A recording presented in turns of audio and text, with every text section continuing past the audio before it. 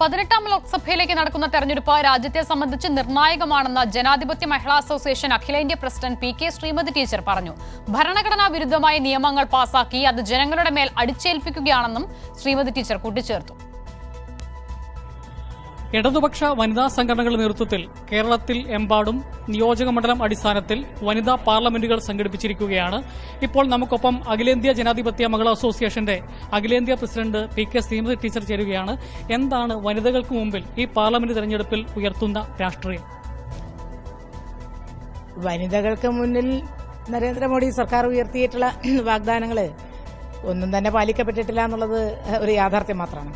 യുവാക്കൾക്ക് വേണ്ടി, യുവാക്കളുടെ താല്പര്യം സംരക്ഷിക്കുന്നതിന് വേണ്ടി തൊഴിലില്ലായ്മ ഉൾപ്പെടെ നടപ്പിലാക്കുമെന്ന് പറഞ്ഞ കാര്യങ്ങളോ, ബേട്ടി ബച്ചാവോ ബേട്ടി പഠാവോ എന്ന് പറഞ്ഞ് ഈ രാജ്യത്തിലെ കുട്ടികൾക്ക് വേണ്ടി ഞങ്ങൾ ഒരുപാട് നല്ല കാര്യങ്ങൾ ചെയ്യുമെന്ന് പറഞ്ഞിട്ടുള്ള കാര്യങ്ങളോ ഒന്നും യഥാർത്ഥത്തിൽ പ്രായോഗിക തലത്തിൽ വിജയിച്ചിട്ടില്ലെന്ന് മാത്രമല്ല, നമ്മുടെ രാജ്യത്ത് ഏറ്റവും അധികം ദുരിതം അനുഭവിക്കുന്നത് ഇന്ത്യയിൽ 40% വരുന്ന കുട്ടികൾ അനീമിക്കാണ്, ഭക്ഷണം കിട്ടാതെ. ഈ 18ാം ലോകസഭയിലേക്ക് നടക്കുന്ന തെരഞ്ഞെടുപ്പ് അതിന് രാഷ്ട്രീയമായി വളരെയേറെ പ്രാധാന്യം വന്നുകൊണ്ടിരിക്കുകയാണ്. ഈ രാജ്യത്തിന്റെ ജനാധിപത്യ രാഷ്ട്രത്തിന്റെ നിലനിൽപ്പ് ഇതുപോലെ ഉണ്ടാവുമോ?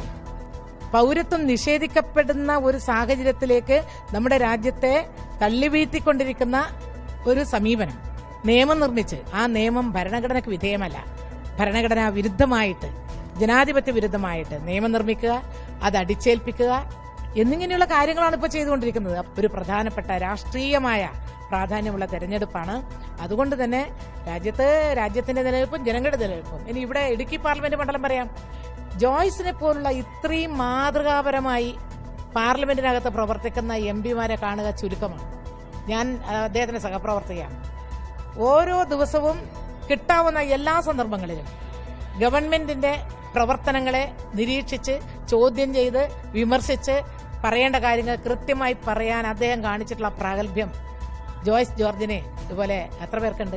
ജോയ്സ് ജോർജ് ജയിക്കും. കേരളത്തിലെ ഇടതുപക്ഷ ജനാധിപത്യ മുന്നണി വലിയ വിജയം, 20 മണ്ഡലങ്ങളിലും വലിയ മുന്നേറ്റം ഉണ്ടാക്കുമെന്ന ഉറച്ച പ്രതീക്ഷ എനിക്കുണ്ട്. രാജ്യത്ത് രൂപീകരിക്കപ്പെട്ടിരിക്കുന്ന അപ്രഖ്യാപിത അടിയന്തരാവസ്ഥയ്ക്കെതിരെ ശക്തമായ പോരാട്ടം സംഘടിപ്പിക്കണമെന്ന് പ്രഖ്യാപിച്ചുകൊണ്ടാണ് വനിതാ പാർലമെന്റുകൾ മുമ്പോട്ട് പോയിക്കൊണ്ടിരിക്കുന്നത്. ക്യാമറാമാൻ ദിലീപ് ഗോപിക്കൊപ്പം ജോസിൽ സെബാസ്റ്റ്യൻ, കൈരളി ന്യൂസ്, ഇടുക്കി.